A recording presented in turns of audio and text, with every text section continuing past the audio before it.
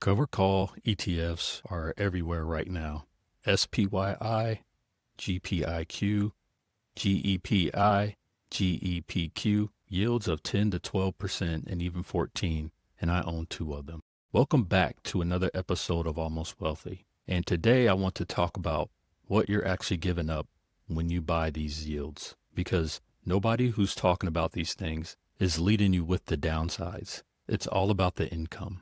To start off, what is a cover call ETF? Quick version for anyone new to this. A cover call ETF owns a basket of stocks, usually the S&P 500 or the NASDAQ, and then sells a call option on top of those holdings. Selling those options generate premium income. That premium gets distributed to you as yield. SPYI holds the S&P 500 exposure and sells options against it, yielding around 11.8% right now. GPIQ does the same thing with the NASDAQ 100, around 10.7%. It sounds great, but here's what the option premium is actually costing you. When you sell a call option, you're agreeing to hand over gains above a certain price. If the market rips 20% in a year, you don't capture all of it. But the person who's buying the option does. If the price rises above their strike price in a strong bull market, which we've largely been in, this is the main cost. You get the income,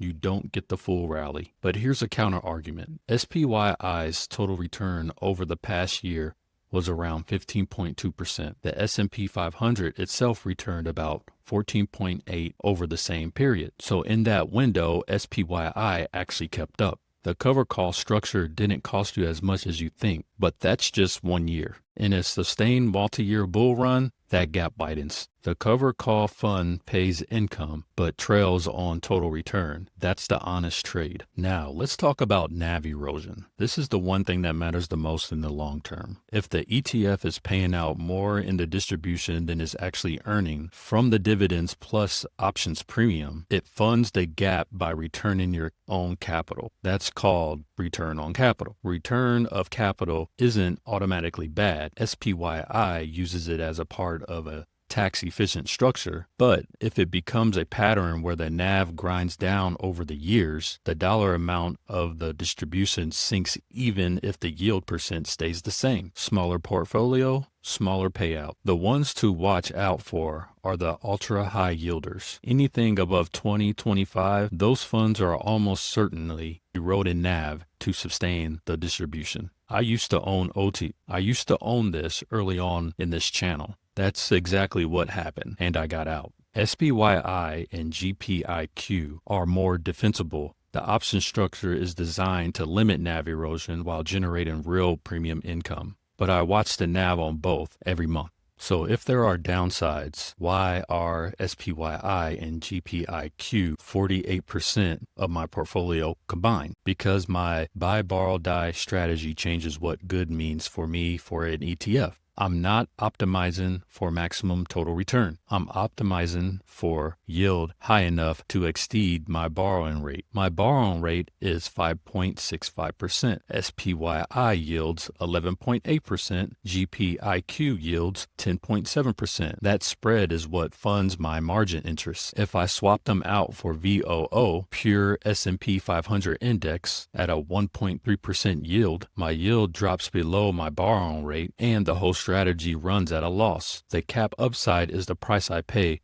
for the income engine. SCHG is in my portfolio for the uncapped growth. That's the collateral builder. SPYI and GPIQ are the income engine. They have different jobs. So before you buy any cover call ETF, you need to ask yourself these 3 things. Number 1, is the NAV stable or trending down over the past 2 or 3 years? Check the price chart, not just the yield. Number 2, what percentage of the distributions are returned in capital? A little is fine. A lot means the funds is paying you back your own money. And number 3, does the yield fit for your strategy, or are you just chasing the number? 12% yield means nothing if you don't have a reason to need 12%. It works. For somebody invested in long-term growth, a cover call ETF is probably the wrong tool for them. So in other words, cover call ETFs cap your upside. They can erode the NAV if the structure isn't sound, and they're often misunderstood as free money when they're actually trades. Income now for growth later. I own them because my strategy needs the yield. Subscribe if you want the honest version of this type of content every week. Real numbers, real trade-offs, and you can find me on X at I'm Almost Wealthy. I will see you on the next one.